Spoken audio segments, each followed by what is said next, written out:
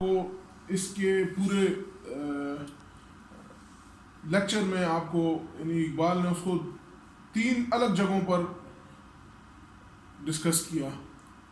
وہ پہلی بات یہ تھی کہ وہ کہتے ہیں کہ جو اسلام کے لا میکرز تھے وہ بہت زیادہ پرو ایکٹیو تھے.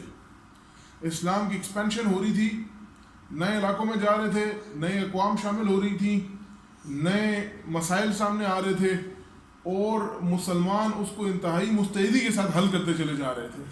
اور اس معاملے پہ انہوں نے یہاں تک انہوں نے بتایا کہ ایک بہت بڑے ہسٹورینز ہیں، آگے میں ان کی کوٹ لے آؤں گا کہ وہ یہاں تک ان کو کوٹ کر کے کہتے ہیں کہ پوری تاریخ انسانی میں رومنز کے بعد جو پرفیکٹ لاز بنانے کا گر کسی کو حاصل تھا تو وہ مسلمان فقہا کو حاصل تھا. تو یہ جدھر جاتے تھے اس کو ویسے ایسے انٹیگریٹ کر لیتے تھے کہ گویا لگتا تھا کہ کوئی رفٹ ہی نہیں رہی. تو یہ کہتے ہیں کہ مسلمانوں کا قانون اتنا ڈائنامک تھا. پھر وہ بتاتے ہیں کہ عباسی دور کے اندر 19 کے قریب مختلف اسکول آف تھاٹس ایگزسٹ کرتی تھیں. 19 کے قریب، یعنی ہمارے تک تو یہ 4 پہنچی ہیں مختلف ادوار کی، لیکن وہ کہہ رہے ہیں کہ ایک وقت میں 19 موجود تھی. مطلب یہ کہ بڑے بڑے مجتہدین بیٹھے ہوئے تھے اپنے اپنے حلقہ احباب کے ساتھ اور وہ اجتہاد کرے جا رہے تھے. بقایا جو تھی یا اس کو سرکاری سرپرستی حاصل نہیں ہوئی، یا وہ امپریکٹیکل تھے، یا وہ بہت سخت تھے، یا وہ اس زمانے میں اپنے زمانے سے زیادہ ماڈرن تھے، اس وجہ سے وہ سروائیو نہیں کر پائے اور وائپ آؤٹ ہو گئے ہیں. تاریخ ان کو ہم تک نہیں آنے دیا. ادروائز 19 اسکول آف تھاٹس وہ کہتے ہیں موجود تھی. اس سے سمجھ آتی ہے کہ اس زمانے میں کتنا وائبرنٹ لیگل سسٹم موجود تھا. تو کہتے ہیں لیکن پھر ذہن میں ہمارے سوال آتا ہے کہ اتنا وائبرنٹ اسکول یعنی لیگل اوپینینس چل رہے تھے اور سوسائٹی اتنی جاگ رہی تھی، تو پھر ایک دم سے ہم دیکھتے ہیں کہ آج جو خطرناک حد تک جو ہے نا وہ آپ کہیں کہ اس میں رکاوٹ آئی ہوئی ہے اور خطرناک حد تک ہم جمود کا شکار ہیں. اس کی کیا وجوہات ہیں؟ تو اس میں اقبال نے 3 وجوہات بتائیں. انہوں نے کہا کہ ایک اہم ترین وجہ یہ تھی کہ اس زمانے میں ایک لاحاصل قسم کی بہت ہی پولرائزیشن ہو گئی تھی معتزلہ کے درمیان اور ٹریڈیشنلسٹ کے درمیان. ٹریڈیشنلسٹ زیادہ تر وہ کٹر علماء تھے اور معتزلہ بہت زیادہ انلائٹنڈ اور ریشنلسٹ قسم کے لوگ تھے. تو معتزلہ ہر چیز کو عقل اور دلیل اور وجہ پر ایکسپلین کرنے کی کوشش کرتے تھے، اور اس کے مقابلے میں جو ٹریڈیشنلسٹ علماء تھے یا کنزرویٹو علماء تھے وہ لٹرل انٹرپریٹیشن کے اوپر زیادہ انحصار کرتے تھے. تو ان کا آپس میں ایک خطرناک قسم کی چپکرش ہوئی، اس کا ہم نے تفصیل سے ذکر کر چکے ہیں کہ جس میں دونوں اطراف سے مختلف ادوار میں کئی لوگوں کو سولی چڑھایا گیا، کئی لوگوں کو قتل کیا گیا اور یہ معاملات ہوئے، جس کی وجہ سے ایک لا حاصل قسم کی کنٹروورسی جنم پائی. تو دونوں طرف سے ایکسٹریمزم تھی. ایسا معاملہ نہیں ہے کہ وہ ایکسٹریمزم صرف آپ کہیں کہ علماء کے سائڈ پر تھی، معتزلہ کے ہاں بھی وہ معاملہ اسی طرح تھا. پھر اس طرح ہوا کہ دوسرا جو تھا نا رہبانی تصوف نے جنم لیا. رہبانی تصوف کے جنم لینے کی بڑی وجہ یہ تھی کہ اس زمانے میں بادشاہ بیٹھا ہوا تھا اور بادشاہ چاہتا تھا کہ میرے ادارے کو یا میرے وجود کے اوپر کوئی سوال نہ اٹھائے. تو لہٰذا جو بہت انٹیلیجنٹ لوگ تھے، جو بہت وائبرنٹ قسم کے لوگ تھے، ان سے یہ سیاسی سفیر لے لیا گیا. تو مجبوراً ان کے پاس جو دوسرا بیسٹ آپشن یہ تھا کہ وہ رہبانی صوفیوں کا رخ کریں. تو اقبال یہ فرماتے ہیں کہ مسلمانوں کے جو برائٹ مائنڈز تھے وہ اس رہبانی تصوف نے لے لی اور اپنے اندر جذب کر لی. تو دوسرا یہ مسئلہ تھا. اور رہبانی تصوف بہرحال اس سے تو تہذیب نہیں بنتی، وہ تو آپ کو عیسائیت والا معاملہ سکھاتے ہیں کہ معاشرے سے ہٹنے کا اور کونے خدروں میں جانے کا معاملہ سکھاتے ہیں. اور آخری بات جو بتائی اور انہوں نے کہا کہ یہ سب سے بڑی ریزن ہے، یہ پہلی 2 ریزن سے بھی بڑی ہے جس کی وجہ سے ہمارا یہ لا اتنا اسٹیگننٹ ہو گیا، اتنے جمود کا شکار ہو گیا، اور وہ ہے تاتاریوں کی یلغار جو تھی. تاتاری آئے اور انہوں نے نہ صرف یہ کہ ہمیں سیاسی طور پر جو ہے وہ تہس نہس کر دیا، بلکہ علمی اور ادبی طور پر بھی انہوں نے ہم پہ بڑی ضرب لگائی. اور اس وقت مسلمانوں کا یہ نقطہ نظر تھا کہ ابھی اس دور میں جب کہ ہماری سیاسی سرپرستی بھی ختم ہو گئی ہے، اگر اجتہاد کھلا رہا اور ہم نئی انٹرپریٹیشنز کرتے رہے تو ایسا نہ ہو کہ جو بچا کچا اسلام ہے یہ بھی ہم سے چلا جائے. تو اس کو انہوں نے یہ اسٹریٹجی اپنائی کہ ہم بالکل بس اب جو ہو چکا ہے اسی پہ فی الحال قناعت کریں گے. جس وقت دوبارہ ہمارا سیاسی اثر و رسوخ بحال ہوا تو پھر ہم ان معاملات کو دیکھیں گے. تو یہ وہ ریزن اقبال بتاتے ہیں. تو اس سے کیا ہوا, اس سے اثرات یہ واقع ہوئے کہ کچھ عرصے میں وہ کہتے ہیں ادارہ تو بچا لیا لیکن at the cost of individual. تو اقبال فرماتے ہیں کہ اس سے کیا ہوا کہ جو شخصی ترقی تھی اور انسان کی فرد کی اصلاح تھی یا فرد کے اندر وہ ایک سبسٹنس پیدا کرنا تھا, وہ معاملہ جو ہے وہ ختم ہو گیا. تو پھر اقبال فرماتے ہیں کہ یہ جمود چلتا رہا اور اس جمود کو توڑنے کے لیے جو شخص آگے بڑھے ان میں جو سب سے بڑا نام ہے وہ فرماتے ہیں کہ وہ ابن تیمیہ کا ہے. اور اس کے بعد ابن تیمیہ جو تھے وہ اس کے آپ کہیں کہ فور رنر تھے. سب سے پہلے انہوں نے آ کر دوبارہ سے کہا کہ یار یہ جو خطرناک تقلید کا معاملہ تم لوگوں نے شروع کر رکھا ہے اس سے کسی کا فائدہ نہیں ہوگا. تو لہٰذا ابن تیمیہ نے سب سے پہلے تنقید کی فائنلٹی آف لیگل سکولز کے اوپر. اس کے بعد دوسرے شخص جن کا اقبال ذکر کرتے ہیں وہ سیوطی ہیں, اور تیسرے محترم جن کا ذکر کرتے ہیں وہ کہتے ہیں کہ وہ پھر اپنے ان دونوں سے بھی بہت آگے گئے. وہ جو ہے نا علامہ محمد بن عبد الوہاب ہیں. تو کہتے ہیں انہوں نے وہ زنجیریں توڑی اور انہوں نے دوبارہ سے اجتہاد کا دروازہ کھولا.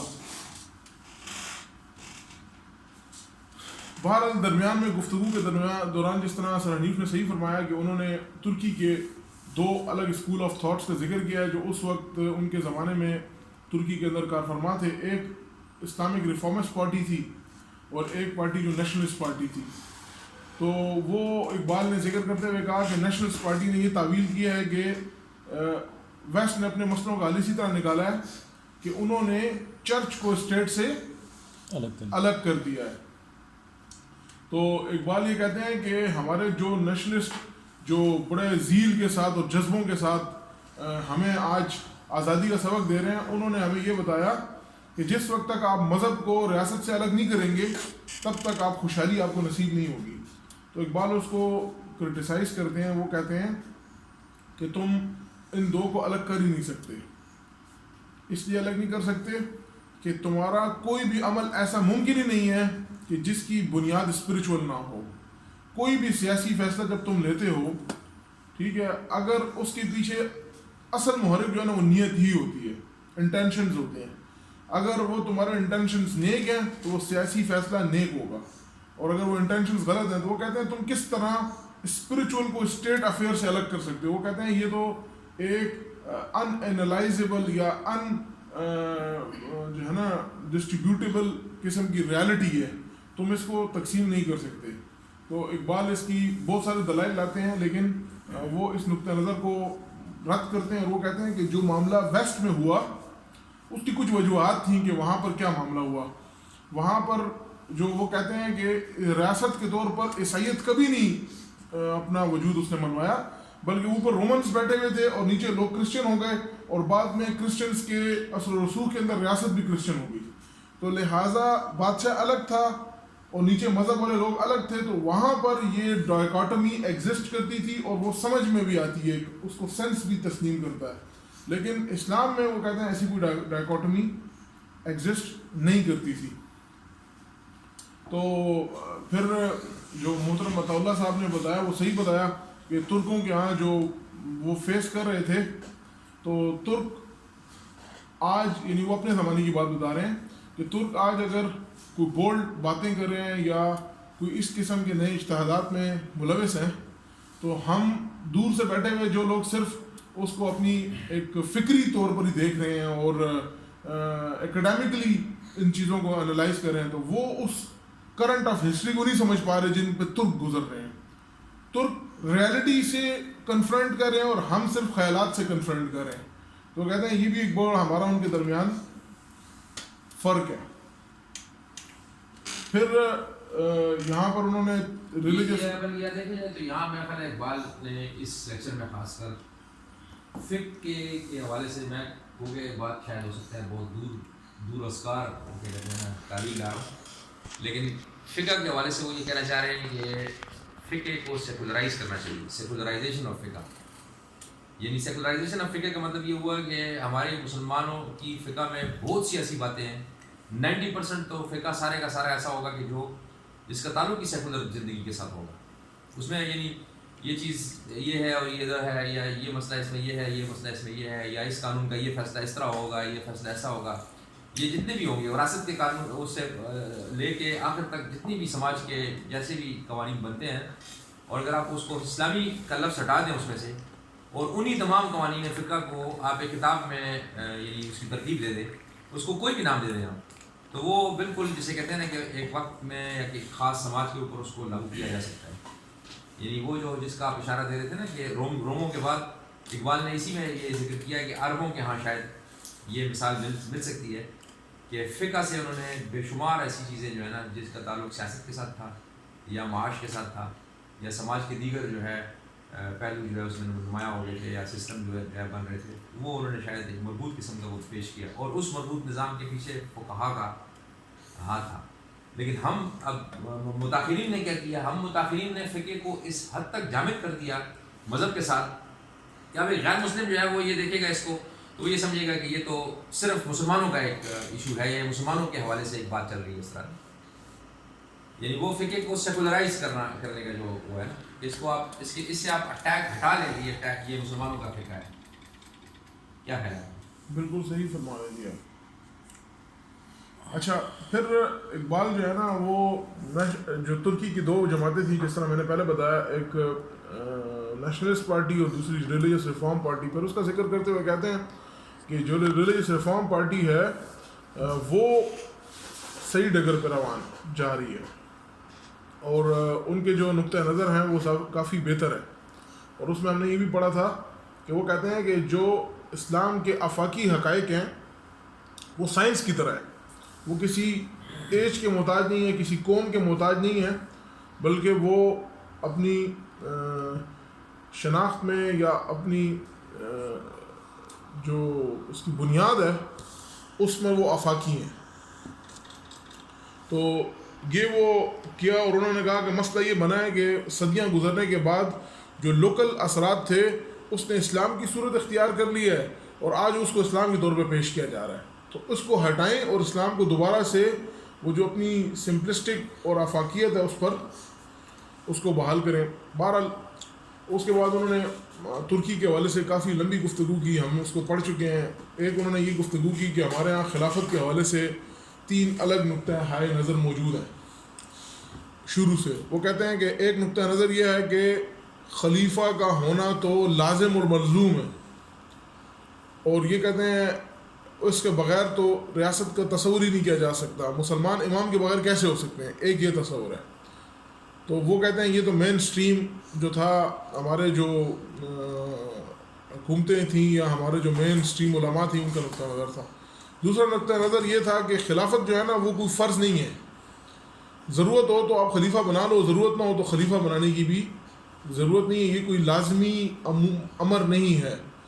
اور یہ کہتے ہیں یہ نقطہ نظر معتزلہ کا تھا.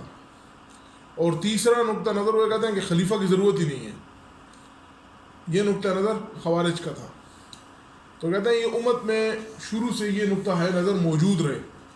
اب کہتے ہیں جو میں ترکوں کو دیکھتا ہوں تو وہ کیا کر رہے ہیں، انہوں نے جو اجتہاد کیا ہے تو وہ پہلے نقطہ نظر سے دوسرے نقطہ نظر کی طرف آ رہے ہیں. ٹھیک ہے کہ انہوں نے یعنی خلافت کو وہ جو ہے نا فرضیت ختم کر دی اور اب اس کو ایک ایکسپیڈینسی کے طور پر یا ایک آپشن کے طور پر وہ اب استعمال کر رہے ہیں. تو یہ معاملہ انہوں نے ذکر کیا کہ ایسا ہو رہا ہے.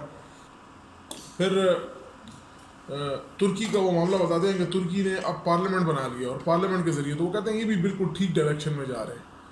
تو ریپبلکن ماڈل جو ہے اس سے جو ہے وہ اسپرٹ آف اسلام بھی سیٹسفائی ہو رہی ہے اور جدید مسئلے بھی حل ہو رہے ہیں.